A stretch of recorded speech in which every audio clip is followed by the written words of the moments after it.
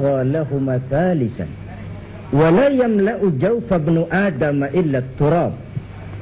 Kalau saja manusia punya dua ladang berisi emas, dia pasti akan mencari ladang yang ketiga. Tidak akan pernah penuh mulut manusia ini kalau belum ditutup dengan tanah membujur di liang lahat. Silahkan saja kaya, tapi jangan menghalalkan segala cara. Boleh jadi besar, tapi jangan monopoli. Jangan coba-coba berdiri di atas bangkai orang lain dan tersenyum di atas untayan air mata dan penderitaan saudara sendiri. Saya ada usulkan, bagaimana kalau rencana Pak Bos untuk mendirikan pabrik itu diteruskan, tapi dengan melibatkan penduduk supaya bisa dapat ikut memilikinya, di mana tanah-tanah mereka bisa dijadikan sebagai sahamnya, sementara diri mereka bisa dimanfaatkan sebagai tenaga kerja. Saya tidak setuju. Saya tidak setuju. Itu bukan urusan sama.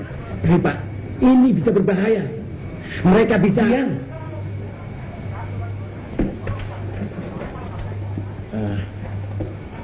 Pak Jumarat, tolong kembalikan surat-surat tanah mereka. Setelah mereka mengembalikan uang muka yang pernah mereka terima, dan selanjutnya Pak Haji bisa berhubungan langsung dengan saya.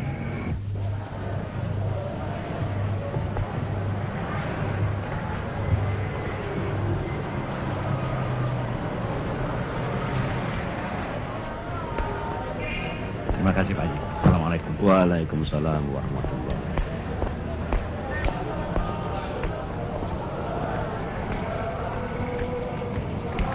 Ada apa nyusul kemari? Saya memang ada urusan dengan pesantren ini. Urusan apa? Kenalkan dulu, ini teman-teman Iva.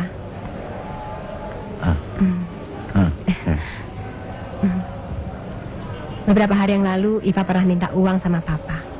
Ingat nggak? Yang kamu bilang untuk urusan sosialmu itu? Betul. Lalu? Dan uang itu kami gunakan untuk memberikan penyuluhan pada para petani di desa ini, agar mereka tidak mudah untuk menjual tanah-tanah mereka. Inilah teman-teman yang selama ini bekerja keras. Dan itulah petani-petani yang telah selamat dari hasutan anak buah Papa. Betul. Oke, Papa pulang dulu. Iya, Pak. Aku tidak mau.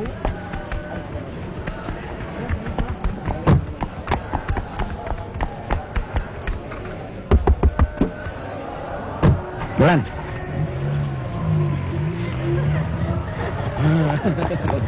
Tunggu. Nggak bisa. Bu, nggak bisa bertiga. Ikut kita kamu pusing.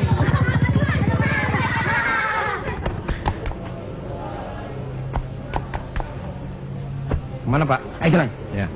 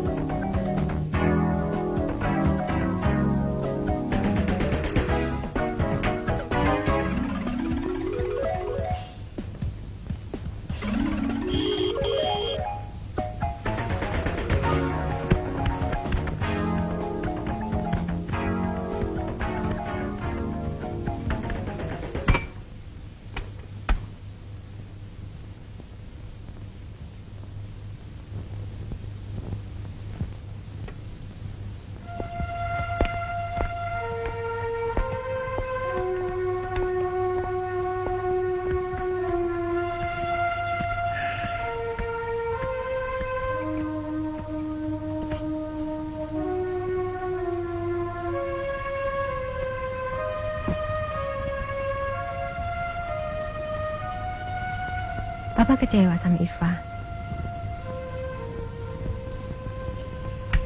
Entahlah Iva. Akhir-akhir ini banyak orang-orang yang berkhianat pada Papa. Apa sebenarnya salah Papa? Padahal Papa sudah cukup banyak memberikan perhatian pada mereka. Kurang apa? Papa terlalu capek.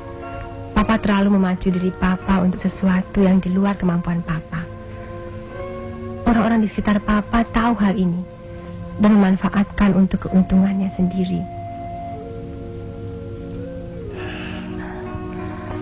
barangkali Papa perlu mencari pendamping lagi setelah sekian lama menduda. Tidak mungkin. Tidak mungkin, Ipa. Tidak mungkin Papa akan mengkhianati almarhumah mamamu. Papa sudah berjanji pada diri Papa sendiri bahwa Papa tidak akan kawin lagi. Papa merasa sepertinya mamamu masih hidup dan masih sering bercakap-cakap dengan Papa. Papa kesepian dan butuh pendamping. Tapi Papa mencoba melawan fitrah itu. Akibatnya Papa membenamkan diri ke dalam sibukan bisnis yang terkadang dapat menjerumuskan Papa kepada cara-cara yang tidak diridhoi oleh Allah. Percayalah, tidak ada yang dikhianati dan tidak ada yang berkhianat jika Papa kawin lagi. Sudahlah, Ipa.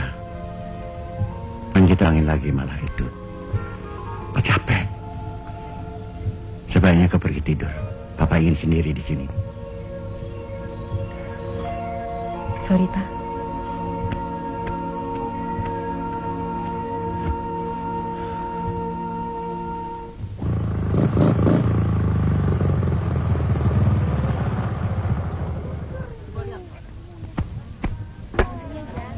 Gerakan mereka sudah mulai gila-gilaan.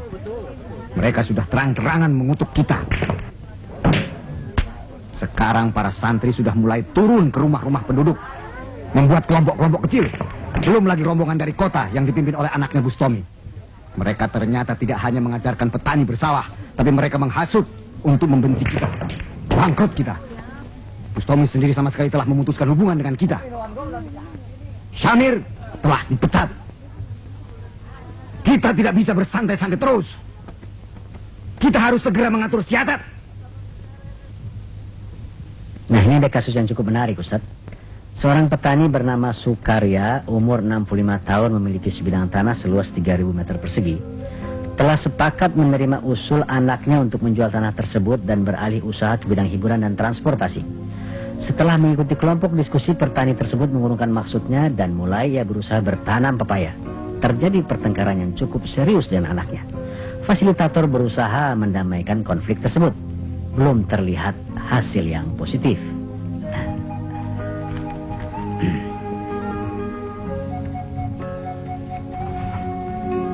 Wah, ini perlu pembinaan yang terus-menerus kalau begini. Di mana-mana, Ji, modernisasi dan industrialisasi sering membawa proses pergeseran nilai. Dahulu, ketika listrik belum masuk desa, rumah-rumah memakai lampu minyak. Jika malam hari kita masuk ke desa, terasa hangatnya suasana beragama.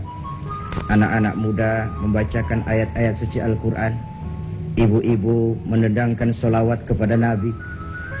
Tapi setelah listrik masuk desa, hilanglah alunan ayat-ayat suci Al-Quran. Tidak lagi sholawat dibacakan orang. Lalu televisi main besar-besaran, radio kaset main keras-kerasan. Kasus ini sedikit lain, Ji. Sedikit demi sedikit mereka telah mengamalkan fikrah Islam ke dalam amal perbuatan mereka untuk mempertahankan hidupnya. Ini perlu dikembangkan, Ji. Itulah sebabnya saya menginginkan agar Ustadz sendiri yang memberikan pengarahan langsung kepada mereka. Kalau begitu kita berbagi tugas saja, Ji. Anda yang menanamkan kunci-kunci di bidang muamalah, saya akan menanamkan akidah. Dengan lebih dahulu melahirkan disiplin vertikal, karena esensi iman adalah merasakan kehadiran Allah dekat dalam hidup. Kalau seseorang tidak mau melakukan kejahatan cuma karena takut kepada polisi misalnya, rasanya terlalu banyak tempat yang polisi tidak lihat. Tapi kalau takutnya sepenuhnya sudah kembali kepada Allah, tidak sejengkal tanah pun yang terhalang dari pengetahuan Allah. Akan saya mulai dari situ. Saya yakin kalau ini kita kerjakan secara rutin dan istiqomah, akan ada hasilnya. Dan insya Allah desa ini bisa menjadi desa percontohan. Ini yang saya tunggu-tunggu dari dulu. Tapi memang kita harus mengorbankan waktu, Ustaz. Apa boleh buat, Ji?